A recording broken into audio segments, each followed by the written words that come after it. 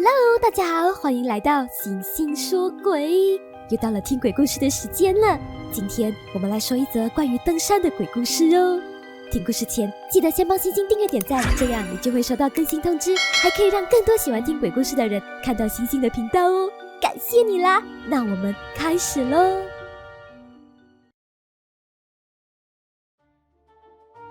我是一名登山向导，已经有好几年带队登山的经验，尤其经常会带着刚被各种考试折磨完的高三毕业生去体验登山。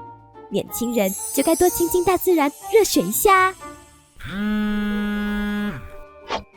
而这次我接到新的任务，是要带20人的高三学生去爬山。由于这次人数比较多，我就找来了3位同伴，大包、冰皮还有饭团来一起带队，毕竟安全最重要嘛。OK， 大包你跟我一队，饭团你就跟冰皮一队，每一队分别带10个人上山。明天早上5点30分，我们就在山下集合点名。我们决定2个队伍从不同路线上山，到达山顶集合休息一下后，再各队从原路下山。一切准备就绪后，隔天很快就到了。出发前，我们先点名，点完名之后，我就开始跟学生们交代进山的各种禁忌。大家，我们要开始爬山咯！上山后有几件事要特别注意哦。第一，不要乱讲话和乱开玩笑。第二，不能拿山上的任何东西，包括石头跟树叶。第三，要是走到一半听到有人叫你的名字，绝对不能回应哦。队伍里我们说好要叫对方的外号的，听清楚了吗？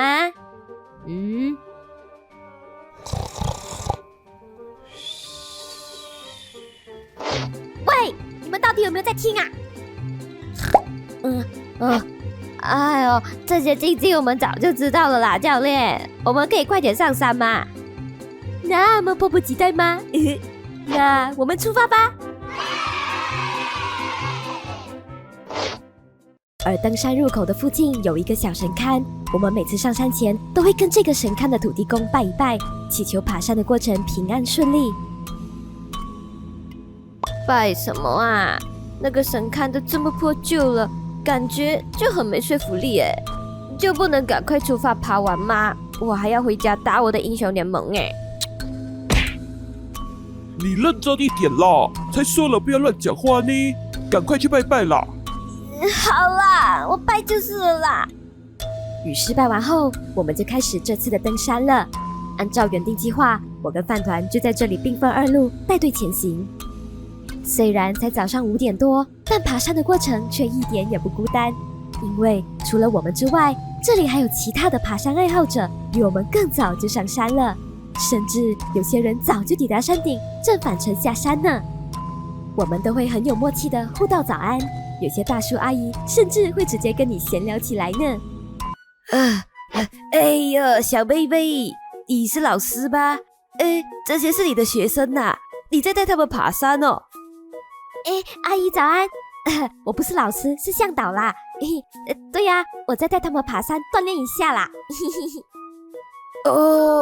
哎呦，很好呢。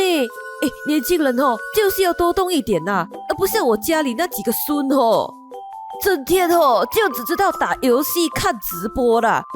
叫他们来陪我爬山哦，死活都不肯呢。只是有时候他们会热情到我完全不知道该怎么应对呀。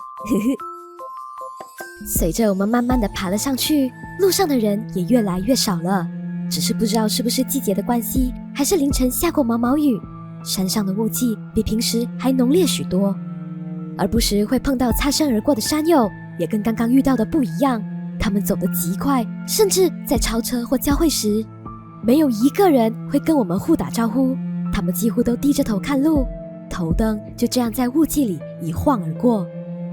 走着走着，山里的雾气又变得更浓了，周遭环境开始弥漫着一股说不出的诡异。我跟大包打起12分的警觉，生怕过程中会有任何闪失。同学们，你们还好吗？如果觉得累了，可以先休息一下哦。想不到的是，他们竟然一个个都还精神抖擞，反而催促我加快速度，想要快点爬到山顶等日出，然后拍照打卡。喂，星星，我这里一切顺利，已经走到了半山腰，现在在稍作休息，你那那你呢？Over。饭团，我们多10分钟就会到半山腰了，你们先休息，等我们一下。Over。没错，我跟饭团都配备了无线电话，方便两队了解彼此的情况。发生什么事了？我的脚好像抽筋了。或许是因为平日缺乏锻炼，那位学生的脚突然抽筋了，还是大包帮他按摩缓了好几分钟后才恢复过来。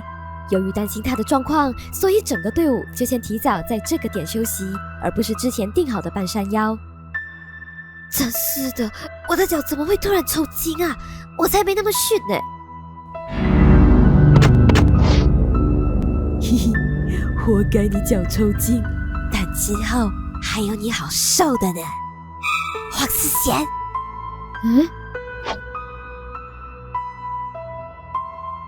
喂，你干嘛这样说我啊？很过分，你知道吗？啊？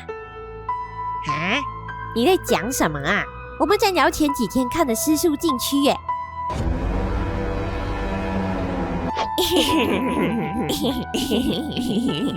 就是啊，谁在说你了？发什么神经啊？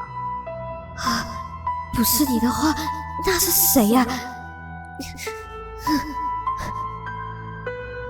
不可能的吧？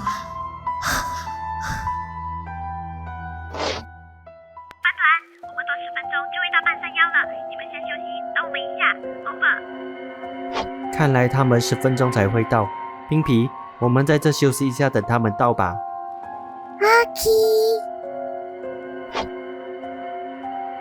奇怪，那些人是星星他们吗？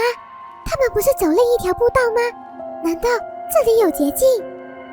真的耶，不是才刚刚用对讲机跟我说还没到半山腰吗？怎么已经走在我们前面了啊？是在耍我吗？该不会是要骗你放慢速度，然后先到山顶之后跟你炫耀臭屁一波吧？哈哈哈哈哈哈！可恶，那我们也要快点跟上去。同学们，我们走。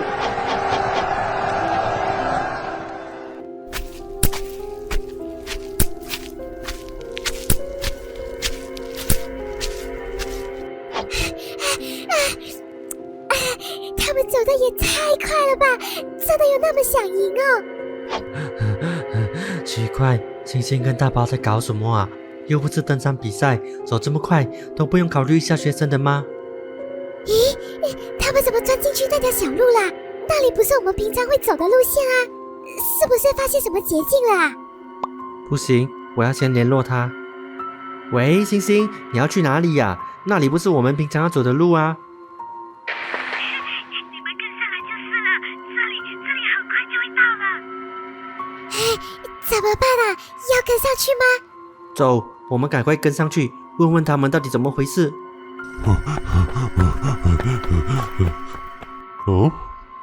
你们这么紧张要去哪里啊？啊，我们要进去旁边的小路找我们的队友，他们才刚走进去不久的。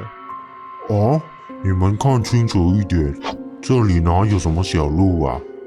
你们真的过去的话，就要出事了呢。这是怎么回事？前方是谁呀？那刚刚我们看到的星星跟大宝是……喂，星星，星星，你好吗 ？Over。喂，饭团，怎么啦？我很好啊，我刚过半山腰了，现在要去山顶了。Over。奇怪，难道真的是我们眼花了？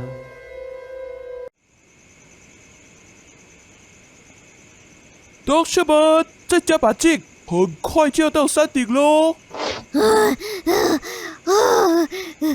怎么还没到啊？大家，我们终于到山顶了哦！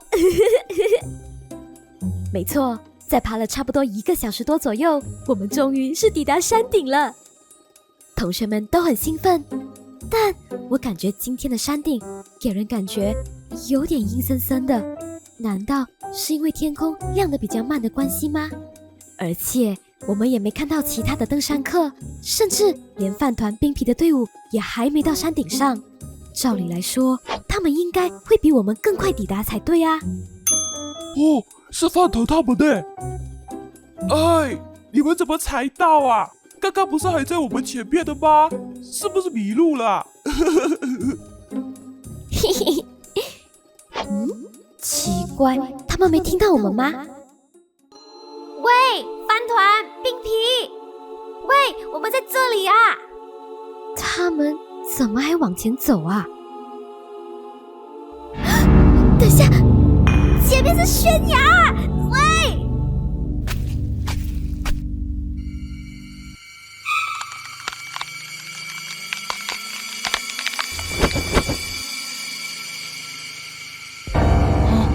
他们跳下去了。是的，当时我跟大包亲眼看到饭团和冰皮带着他们的学生一个一个从悬崖边往下跳。当下我的心脏狂跳到极点，觉得这一切都完了。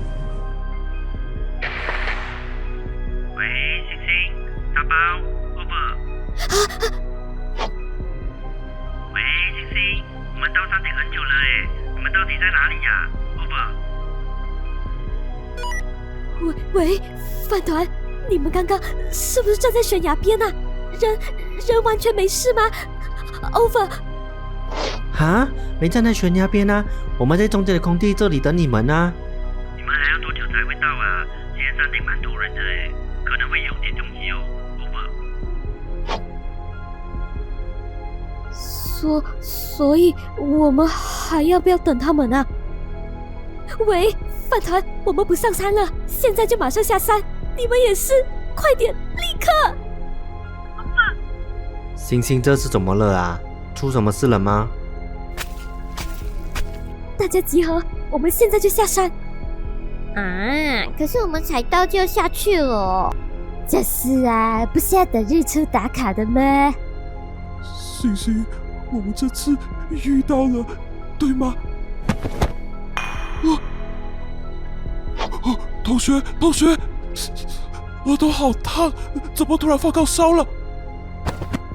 不行，他烧得很严重，我需要先赶快背他下山啊！没问题，剩下的交给我，你赶快去。同学们，快点集合！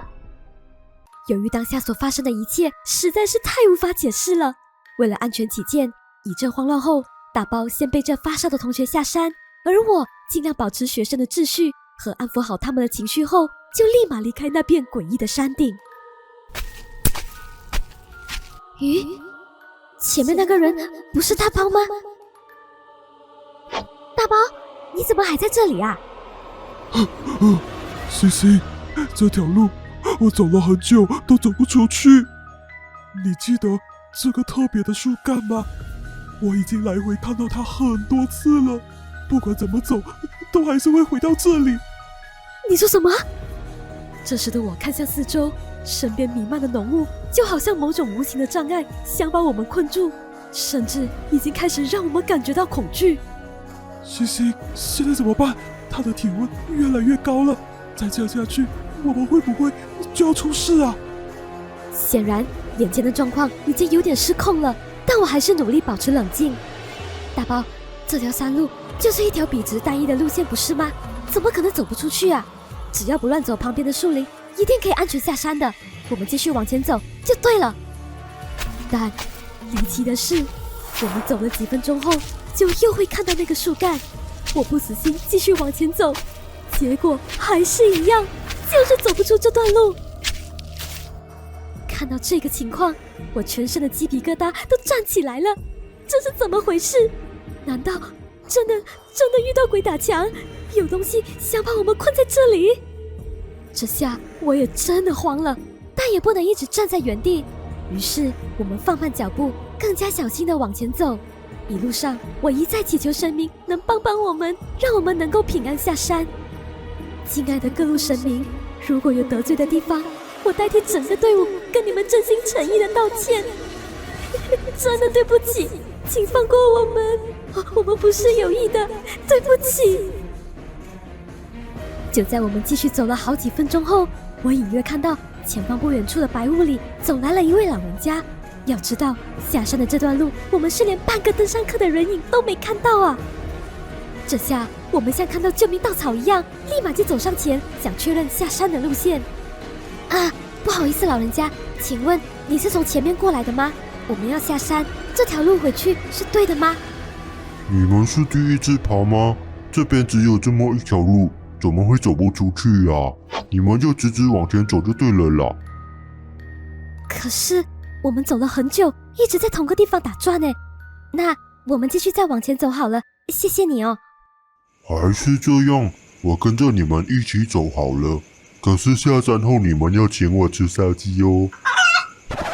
我好久没吃了，呵呵呵。这个人可不可以信啊？这个时候了，还想着要吃烧鸡？难道你还有别的方法出去吗？现在只能相信他了啊！只要我们能出去，你要吃什么都可以啊。只是你不怕跟着我们会一起鬼打墙吗？哎呦，哪里有什么鬼打墙？来啦，跟着我走啦！就这样，那位老人家一个转头，就自顾自地往下山的方向走去了。于是我们带着学生赶紧跟上，但是不知道为什么，周围的雾气越来越浓，浓到几乎都快看不见前面的路了。而那位老人家也越走越快，他的身影眼看就要淹没在浓雾之中了。你们赶快跟上啊！年轻人怎么走那么慢呢？老人家，拜托等我们一下，我们快跟不上了。是的，我实在害怕，万一跟丢了会继续鬼打墙。于是绷紧了神经，催促大家一起加快脚步，赶紧跟上。但是那位老人走得实在是太快了，单纯的快步走已经完全跟不上。就在我们决定用跑的追上去时，一件神奇的事发生了。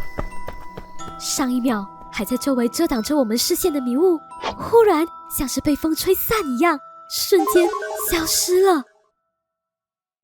出现在我们眼前的是一片清晰明亮的树林和步道。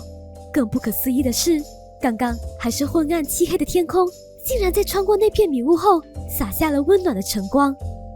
远处还能听见登山客们欢快的聊天声和脚步声，一群叔叔阿姨登山的身影也出现在了我们的前方。而此时我还想着要跟那位老人家道谢，但是他那轻快的身影早就消失得无影无踪了。最终我们一行人算是平安地回到了山下，而学生们似乎被这次的登山吓得不轻，回去时早就没了一开始的兴奋。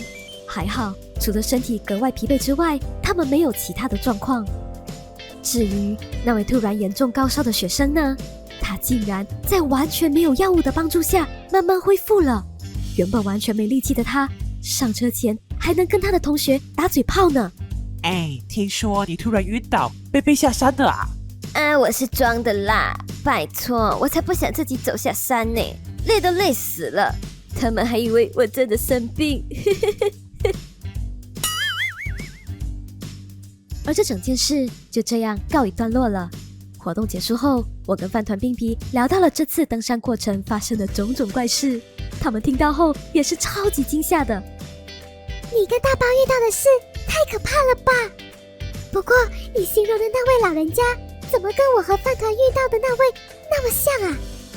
这下我才知道，冰皮和饭团也遇到了怪事和同样的一位神秘老人，但是我们的登山路线完全不同。那位老人家是怎么同时出现在我们的所在位置的呢？现在想起来，他的穿着也不像是要去登山的，一双拖鞋和单薄的吊嘎，装扮就像走在自己家后院那样自然。想到这里，我似乎明白了什么。忘记请他吃烧鸡了。我一直想不通，那天我们到底是哪里出了问题，才会遇到那些诡异的事？或许是队伍中有人无意说了冒犯的话，又或许这一切是随机发生的。毕竟大山里发生的灵异事件多了去了。虽然不确定那天遇到的那位老人是人是鬼还是神灵，我都会一直心存感激。这世界是真的有无法解释的存在。不管怎样，这次经历再次提醒我，对于那片自以为非常熟悉的山林，要永远保持敬畏之心。毕竟好运并不会一直站在自己这边的，对吧？呵呵。好啦，今天的故事就说到这里了。星星对山里发生的灵异故事真的是很好奇呀。到底平时走得好好的山路，怎么会在某天突然就迷路了呢？想到那些走失的人其实是被困在某个看不见的空间，就觉得好绝望啊！你们有没有在爬山时遇到过什么难以解释的事呢？可以底下留言分享给星星哦。很感谢你们耐心的看到这边哦，喜欢的话一定要帮星星订阅点赞或者加入会员，小小的支持星星哦。我跟饭团真心谢谢你们了。如果还看不过瘾，星星这里还有更精彩的故事，现在就点进去看吧。最后，各位加入灵性鬼探社的社员们、干部阿燕、阿燕、雷克斯、Jean、Clay、L、小翔，谢谢你们的支持哦！特别是荣誉社长陈伟志、Nick Life 喵太、阿如如和吴大大，感谢你们啦！